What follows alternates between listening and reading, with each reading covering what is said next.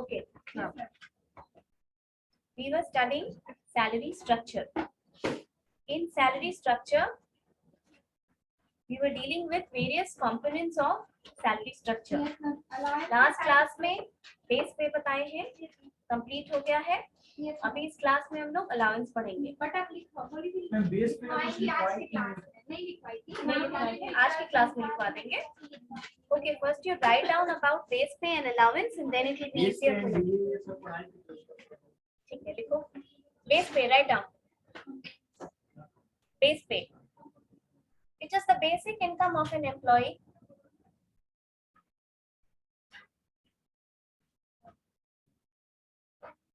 It is the basic income of an employee.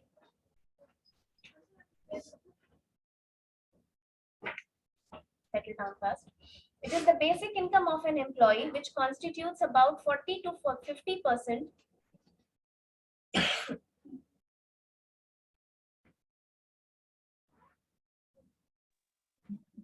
बीच के बाद क्या बोला? हाँ, देखो, I'll repeat it.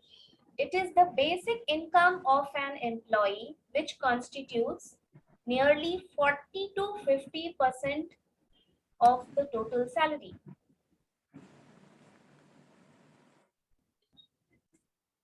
बोलो क्या छूटा?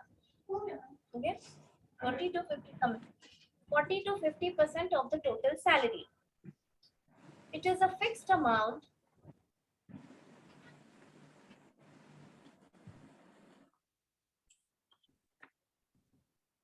It is a fixed amount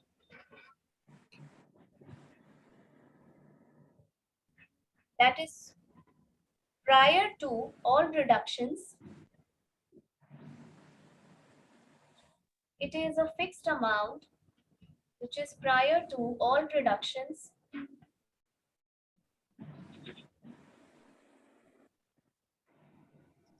Which is prior to all reductions or any increases like reduction नहीं, reduction कटने के पहले जो सैलरी मिलती है वो basic salary before any reduction, और any increases like bonus, overtime or allowances. Bonus, overtime or allowances. Done writing? Yes. It is determined on the basis of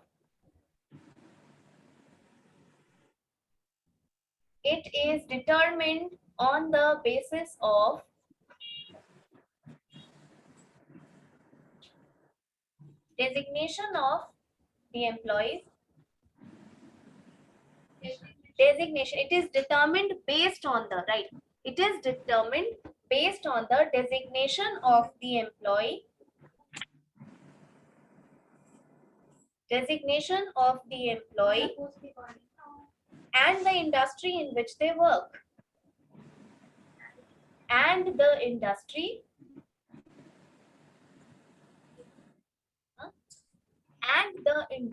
in which they work. It is determined based on the designation of the employee and the industry in which they work.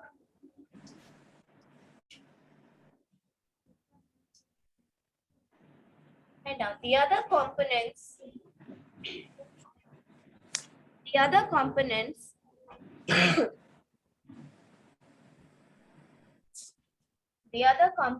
like allowances. The other components like allowances are based on the basic salary. The other components like allowances are based on the basic salary.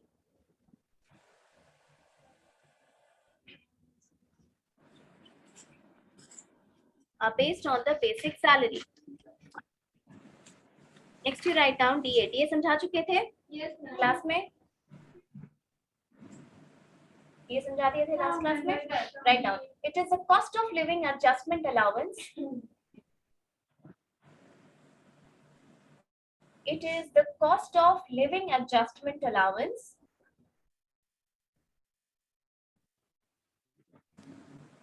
which the government pays cost of living adjustment allowance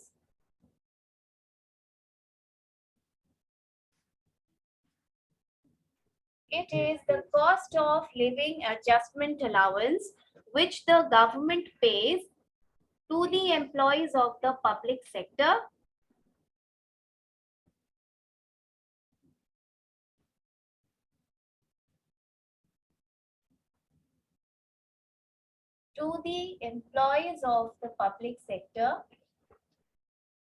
and pensioners of the same. And pensioners of the same. Sir? Okay. DA is the cost of living adjustment allowance which the government pays to the employees of the public sector as well as pensioners of the same. It was introduced after World War II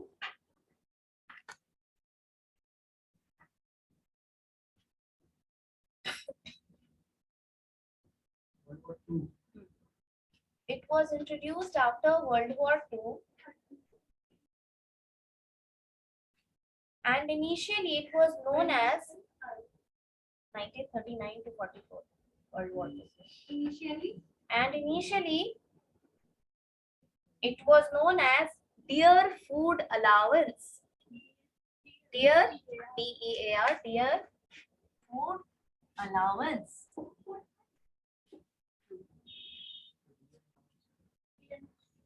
Dear Food Allowance. क्योंकि उस वक्त dear food allowance इसलिए हुआ था क्योंकि खाने की दिक्कत थी, वेज रिविजन के लिए वर्कर्स बहुत स्ट्राइक कर रहे थे, बहुत नामा कर रहे थे, उसको कॉम्पनसेट करने के लिए डाला गया। ग्रेजुअली उसका कॉन्सेप्ट चेंज होकर डियरनेस अलाउंस हो गया। ठीक है। Akansha, I have been through those benches before coming here. Not that I have been dropped straight. Okay. Next. उस बेंच पे, वैसे बेंचेस पे हम भी पढ़ के आए हैं यहाँ।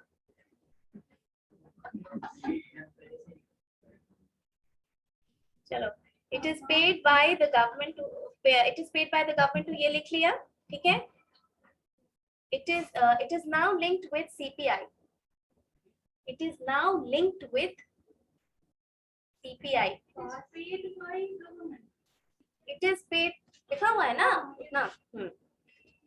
Next लिखो, next line है ये. It is now linked with CPI, Consumer Price Index. Full form लिखो उसका. मतलब बीए किसके बेसिस पे मिलता है? CPI के बेसिस पे, कंज्यूमर प्राइस इंडेक्स। उसको महंगाई भत्ता कहते हैं ना?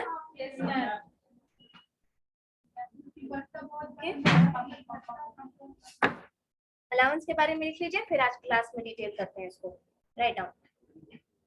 Next you right allowances. क्या हुआ, कुछ छूटा है? Consumer price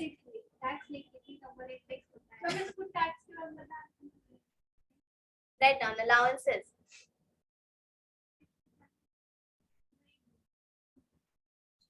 These are over and above the basic pay.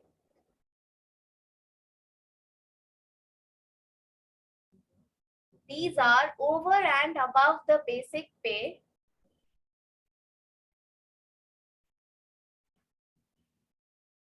Which are allowed in the organization.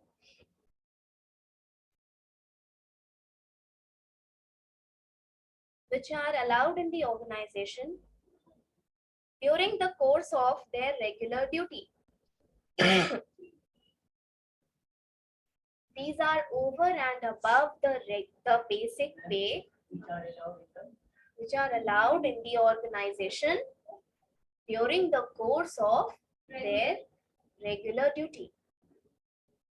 Their regular duty.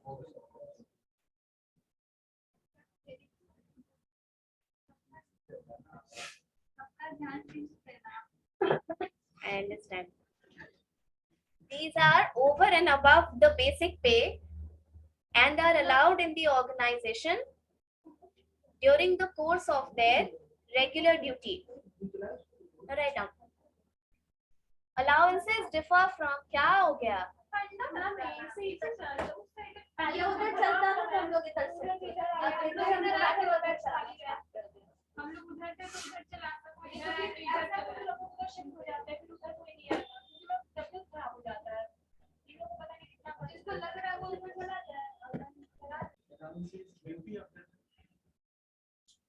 During the course of their regular duty, ठीक है, allowances differ from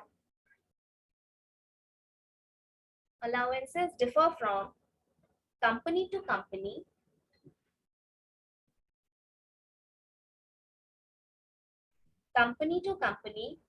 according to their policies.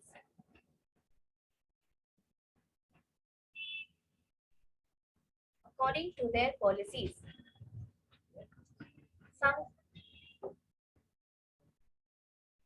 According to their duties, according to their policies. Now, right, some common forms of allowances are,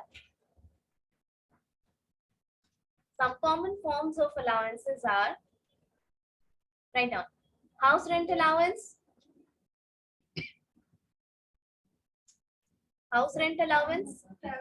travel allowance, जो आप सोच सकते हैं सब लिख दीजिए.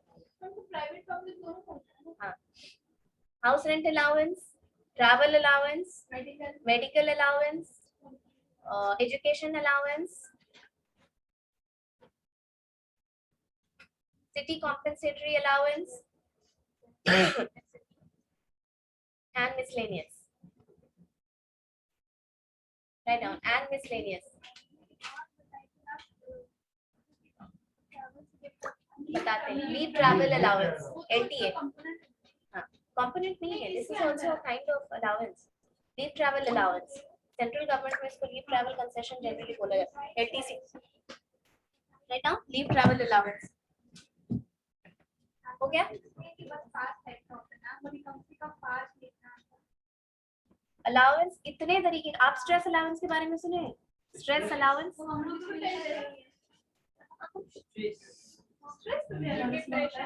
यही चाहिए मैम. डिप्रेशन नहीं है, बताते हैं मैम. ये बता दीजिए बस. यही चाहिए मैम. तो स्ट्रेस अलाउंस ओवरटाइम नहीं हुआ ना. देखो यहाँ एयरपोर्ट वाले रास्ते से गुजरे होंगे आप लोग. एयरपोर्ट वाले रास्ते से वो एक साइड वॉल पे सारी पेंटिंग बनी है. एयरपोर्ट पे भी ठीक है. एयरपोर्ट के साइड वाली वॉल्स खाली रहती है. Nobody is supposed to paint और स्टिक एनीथिंग ऑन दैट.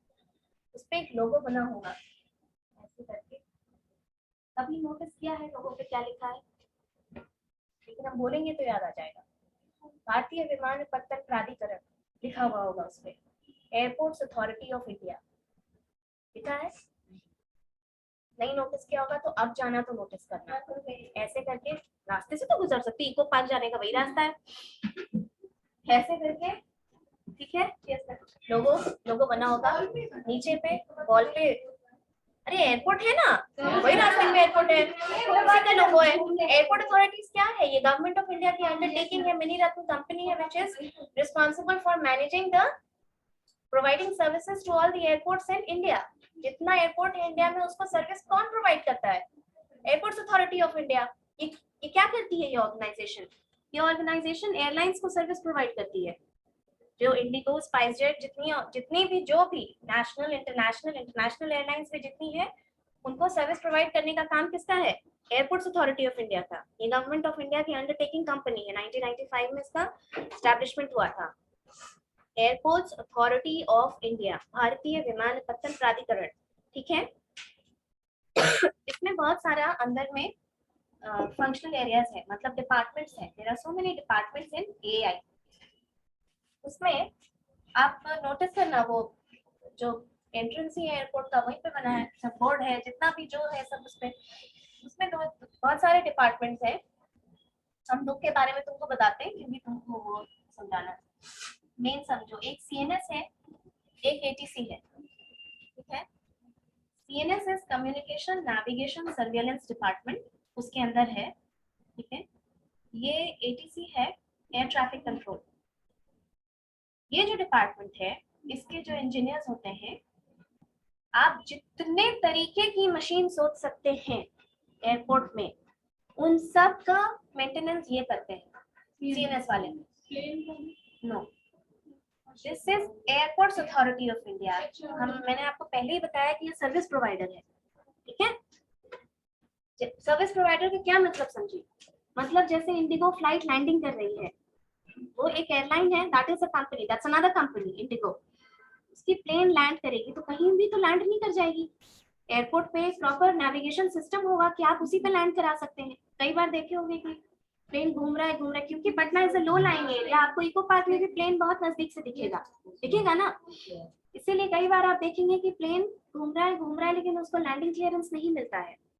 जब नहीं मिलता है तो वो ऊपर ही घूमती रहेगी, तो उसको लैंडिंग जब तक एयरपोर्ट वाले नहीं बोलेंगे लैंड करने, तब तक वो लैंड नहीं कर सकती है। That can cause major accident. Okay, वो आया उस प्लेन की पार्किंग, ठीक है, प्लेन आती है तो उसकी भी पार्किंग होती है, हैंगर कहते हैं उसको, जहाँ प्लेन स्टैंड करती है। तो वो सब जगह पे उसकी पार्किंग, एयरलाइंस वाले के अंदर जितना जो भी फंक्शन सर्विस आप सोच सकते हैं, जैसे इंडिगो फ्लाइट है लेकिन उसका सारा कम्युनिकेशन कौन करेगा? जनरल पब्लिक का, सीएनएस वाले। बाहर में देखे होंगे डिस्प्ले बोर्ड, देखे होंगे फ्लाइट का आना जाना बताती है, वो पूरा डिस्प्ले बोर्ड, एयरपोर्ट के सारे सीसीटीवी, एयरपोर्ट का पूरा रडार सिस्टम, एयरपोर्ट का x-ray machine, if anyone has been to fly, x-ray machine से पहले स्कैन होता है आपका लगेज, फिर आप अंदर जाते हैं, वो एक्सरे मशीन, कन्वेयर बेल्ट जिसपे की लगेज घूमता है, वो कुछ भी जो भी machine you can think of, landing और टेक ऑफ की का जो मशीन है इस पे रनवे पे लगा हुआ। यहाँ इंटरनेशनल फ्लाइट्स नहीं उतरती है, जहाँ इंटरनेशनल उतरती है वहां पर जैसे ये ठंडे के समय में देखोगे कि कुहासा की वजह से विजिबिलिटी क्लियर करने वाली मशीन, ये सब इंटरनेशनल फ्लाइट्स पे लगी हुई है, इंटरनेशनल जहाँ जहाँ टेक ऑफ लैंडिंग होती है वो सब सीएनएस वाले करते हैं। Now come to main point, this is ATC, air traffic control. This department engineers, they are responsible for communicating with the pilots. ठीक है, मतलब पायलट से जो भी कम्युनिकेट किया जाता है वो एटीसी वाले इंजीनियर्स करते हैं। मतलब कि अभी आप उड़े हैं, अभी वेदर क्लियर है, अभी आपको यहाँ से टेक ऑफ करना है कि नहीं करना है, ये जब तक एटीसी नहीं बोलेगा फ्लाइट नहीं उड़ सकती है। या फिर किसी भी तरीके की इमरजेंसी हो जाए, only this people from this department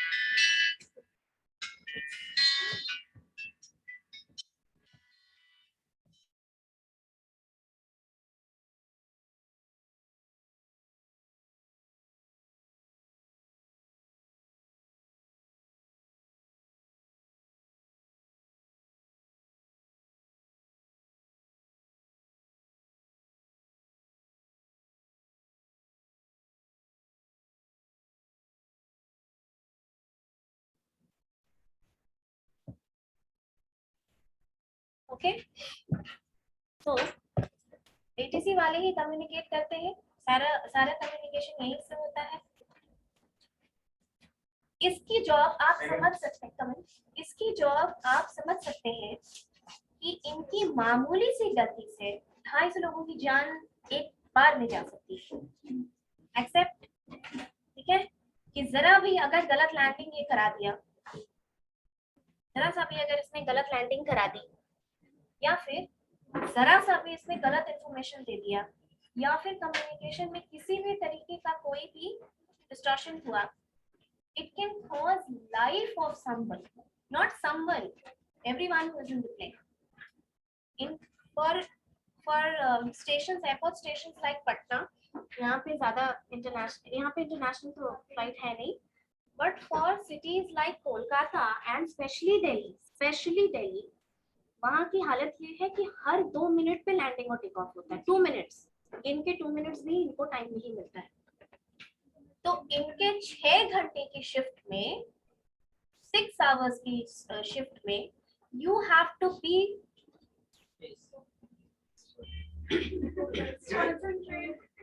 concentration to the level कि this job has a lot of stress in it.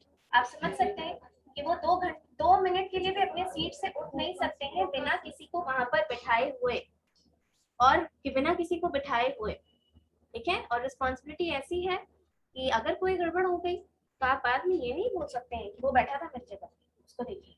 No, you will be suspended, you can be suspended, फिर इंक्वायरी आप पे बैठेगी। तो इन लोगों को स्ट्रेस अलाउंस दिया जाता है, सिर्फ इसी डिपार्टमेंट। इसको क्या स्ट्रेस है, ये तो काम कर रहा है। हाँ, जॉब में वर्क प्रोफाइल लार्ज है, जॉब काफी लार्ज है, बहुत वाइड है, पर स्ट्रेस का मतलब मेंटल स्ट्रेस। आप इसका स्ट्रेस सोच सकते हैं जहां जान इन्वॉल्व है, और 2 मिनट के लिए भी आप वेकेंट नहीं है, और घड़ी देख के 2 मिनट्स भी नहीं। वहां के जॉब में 6-7 घंटे के शिफ्ट के बाद इनको रोका नहीं जाता है, क्योंकि ये कंसिडर किया जाता है कि इससे ज्यादा कैपेसिटी नहीं होती है कंसंट्रेट करने की। तो तुम समझ सकते हो 1-2 मिनट मतलब क्या होता है, 2 मिनट्स। अगर फ्लाइट नहीं जा रही है, क्लियर है, तो ये कर सकते हैं। हर फ्लाइट की ऑल्टरनेट 2 लैंडिंग होती है स्टेशन की। जैसे यहाँ से गुवाहाटी अगर प्लेन जा रहा है तो उसकी 2 लैंडिंग होगी, एक गुवाहाटी पे और एक ऑल्टरनेट लैंडिंग भी मैनेज होती है, ताकि इन केस ऑफ इमरजेंसी वो वहाँ लैंड कर सके। बना रहता है तो उतरता भी तो है, इसीलिए तो बनाया गया है। फ्यूल खत्म हो गया, मौसम में डिस्टरबेंस है, और भी बहुत टाइप का, फ्लाइट में कोई प्रॉब्लम हो गया, तो इन लोगों को स्ट्रेस अलाउंस मिलता है। It is this variable. ये हम क्यों समझाए, क्या हुआ, ठीक है।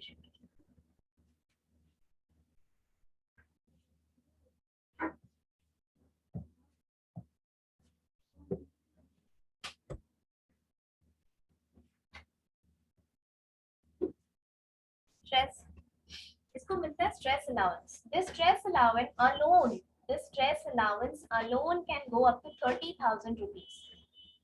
सिर्फ स्ट्रेस का अलाउंस 30,000 मिलता है इन लोगों को, उतना तक, डिपेंडिंग अपॉन द हायरार्की। तो क्यों समझाएं हम ये, क्योंकि अलाउंस वेरिएबल होता है।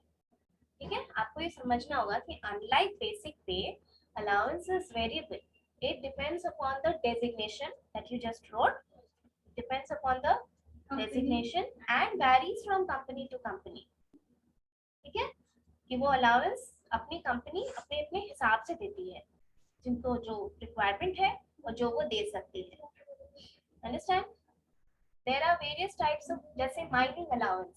ठीक है, माइनिंग अलाउंस, माइनिंग अलाउंस का क्या मतलब होता है, माइनिंग इंजीनियर जो एकदम माइन के अंदर जाते हैं, उसमें भी जान का खतरा होता है, बहुत अर्थक्वेक या पानी भर गया माइंस में, तो ऐसे भी आग लग गई माइंस में आग लगने का बहुत सबसे ज्यादा चांसेस आग लगने का होता है। ठीक है, तो वहाँ माइनिंग अलाउंस दिया जाता है। इसी तरीके से ये सब HRA CCA, you know it, कि ठीक है ये सब कॉमन है, कॉमन फॉर्म्स ऑफ अलाउंस है। लेकिन इसके अलावा भी बहुत सारे टाइप के अलाउंस हैं जो कंपनी टू कंपनी वैरी करती है। ओके, हाउस रेंट अलाउंस उस दिन समझाए थे शायद तुम लोग को, हाउस रेंट अलाउंस। ठीक है, जैसे कि कुछ कंपनीज हैं, जैसे LTA, लीव ट्रैवल अलाउंस, जो तुमने पूछा, ये क्यों दी जाती है? लीव ट्रैवल अलाउंस, इसका नाम सुनो, लीव ट्रैवल अलाउंस मतलब आप लीव ले लीजिए और ट्रैवल कर दीजिए, ट्रैवल करिए, और उसको कॉम्पेंसेट कौन करेगी? कंपनी। ठीक है, ये जनरली गवर्नमेंट एम्प्लॉयज को मिलता है 4 इयर्स में 2 बार। अब आपके यहाँ कोई गवर्नमेंट सेक्टर में होगा तो LTC के बारे में पूछना, वो मिलता है घूमने के लिए। 3-4 तरीके से उसको मैग्नीफाइंग लेंस में डाला जाता है इस अलाउंस को। तो 4 चीजें जो LTA के बारे में पढ़ी जाती हैं या डिस्कस की जाती हैं लीव ट्रैवल अलाउंस में।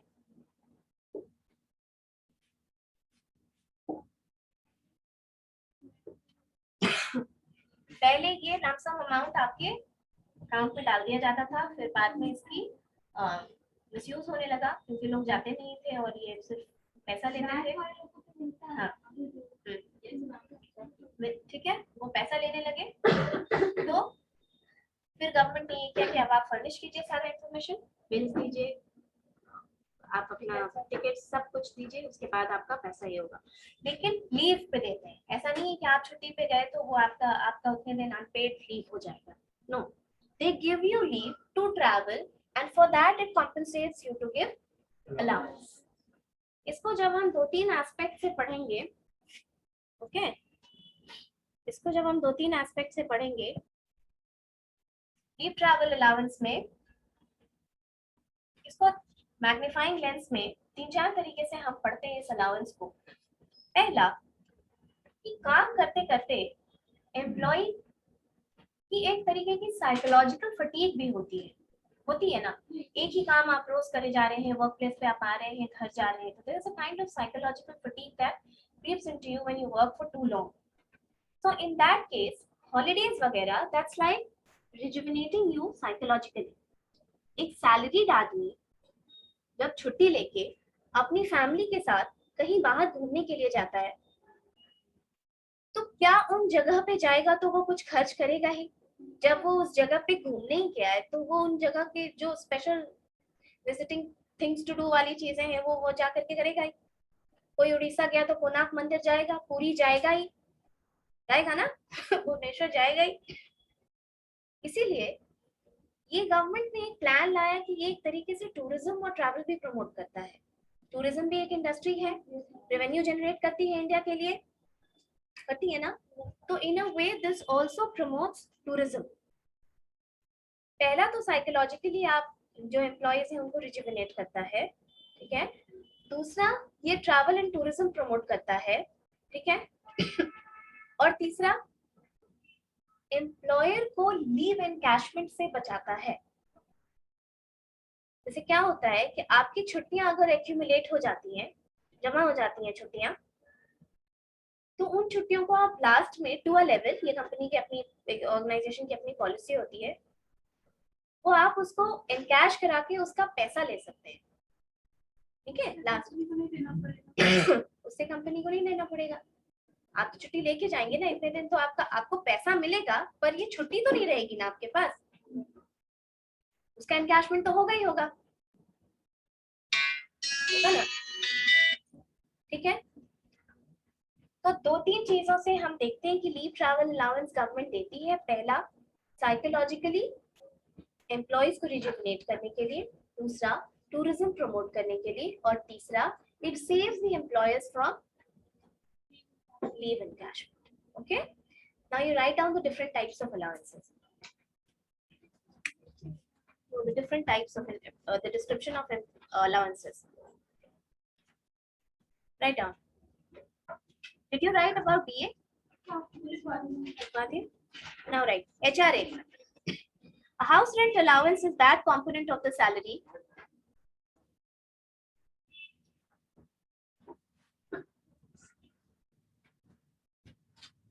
A house rent allowance is that component of salary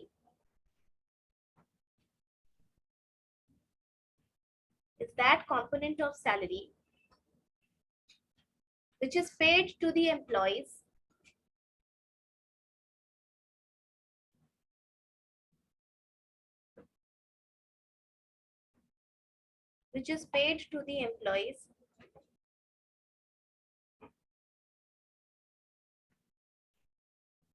for meeting the cost of renting a home.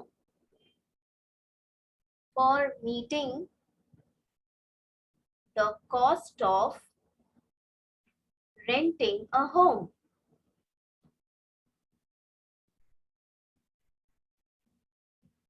It is different for different cities.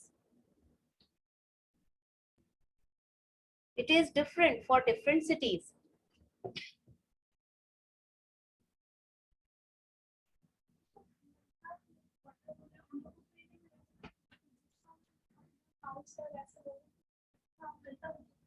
देखो एक्चुअली क्या हो, जिसका अपना हाउस है ना, वो सब यही दिखाते हैं, अपने पापा से भी लिखवा लेते हैं कि रेंट पे ही रह रहे हैं, क्योंकि इसमें इनकम टैक्स एग्जेम्पशन मिलता है। तो वो क्लेम करते हैं, अपने घर में रहते हुए भी वो ये दिखवा लेंगे कि हम रेंट पे रह रहे हैं, ठीक है।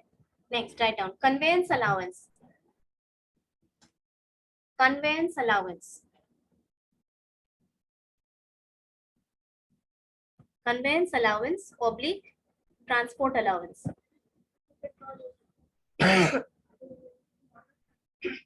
Conveyance allowance oblique transport allowance.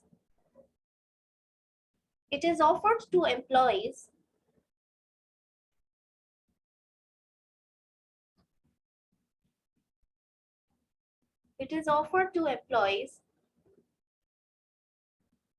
to compensate for their travel expense compensate for their travel expense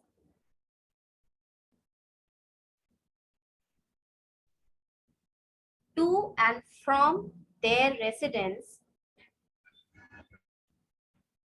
to and from their residence, to and from their residence and workplace. And workplace. Next, right. Leave travel allowance.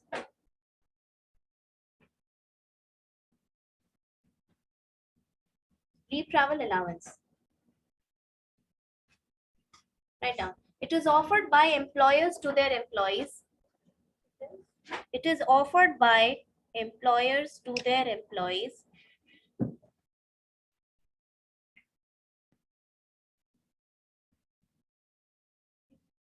It is मेरे को फिर से बोले तो it offered. It is offered by employers to their employees to cover their expenses,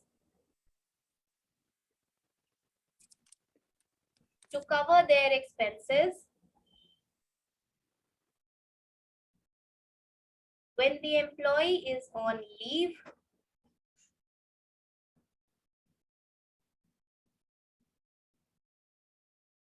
to cover their expenses when the employee is on leave from work.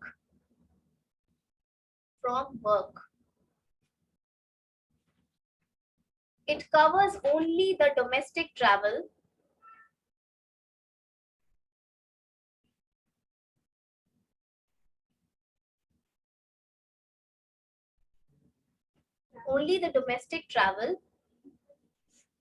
and the mode of travel be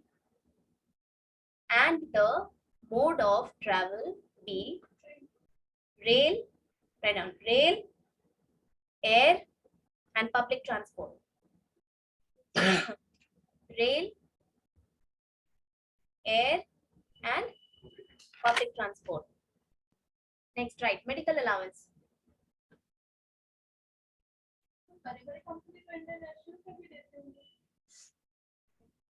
ये LTA की बात हो रही है. वो allowance जैसे foreign allowance government of India देती है, जो अपने जिन ऑफिसर्स को बाहर डिप्यूट करती है, वो जैसे 2 साल 3 साल के लिए है ना, उनको डिप्यूट करती है बाहर, उनको फॉरेन अलाउंस दिया जाता है, सिर्फ उन्हीं को दिया जाता है. राइट. हाँ, अलाउंस जैसे कि देखो, आर्मी ऑफिसर्स को जब और लोकेशंस पे भेजा जाता है ना, जैसे कश्मीर में बॉर्डर पे अगर जाते हैं तो उनको 20 या 22 हजार के आसपास ऐसा सैलरी में एनहांसमेंट होता है, सिर्फ उन्हीं को, उनके पीयर्स को नहीं जो बाकी प्लेन्स पे सर्व कर रहे हैं.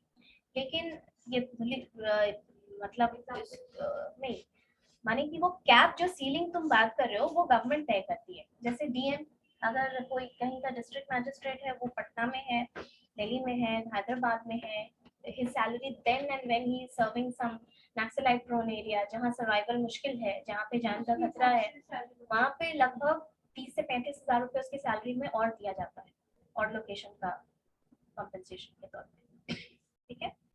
Write down. Medical allowance. Sorry, medical allowance.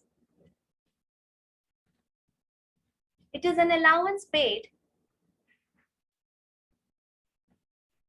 It is an allowance paid to the employees of an organization. It is an allowance paid to the employees of an organization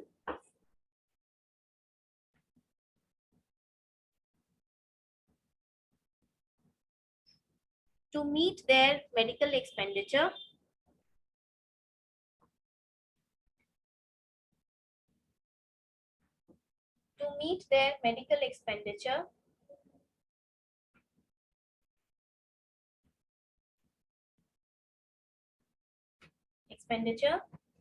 irrespective of whether they submit the bills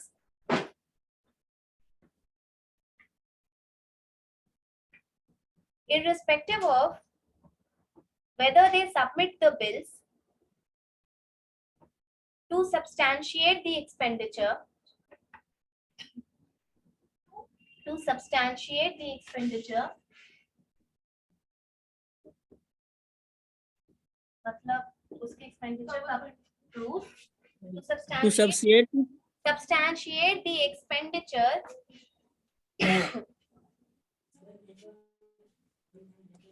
यहाँ से देखो, substantiate the expenditure or not, to substantiate the expenditure or not. However, medical reimbursement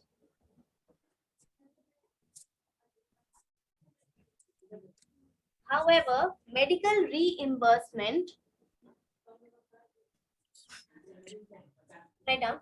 However, in medical reimbursement, the payment is made to employees. The payment is made to employees against. The payment is made to employees against specific medical bills. Against specific medical bills submitted by them,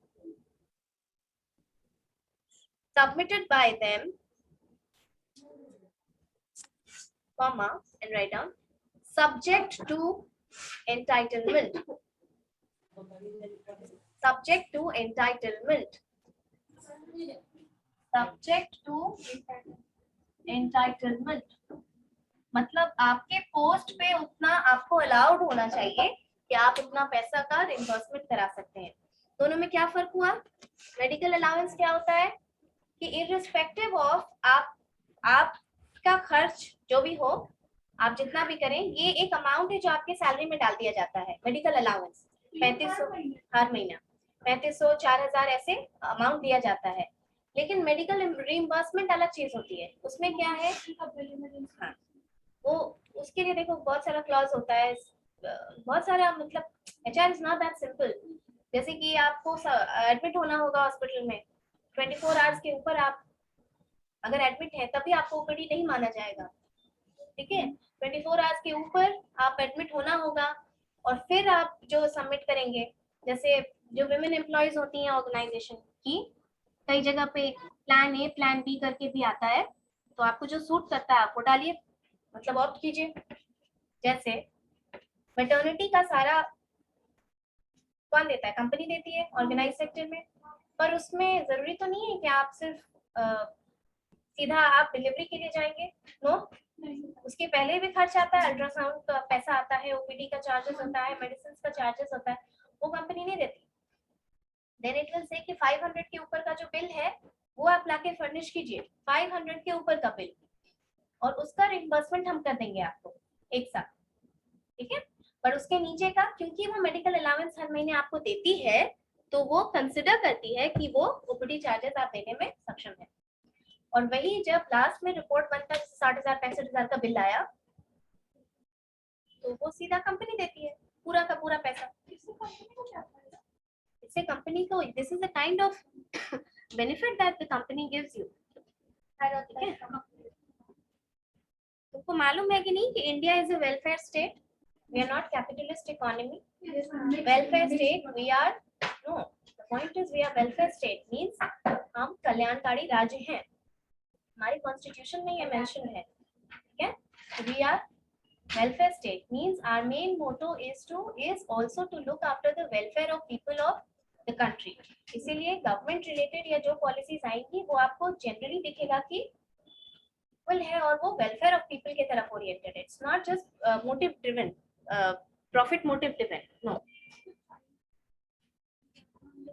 चलो, thank you class.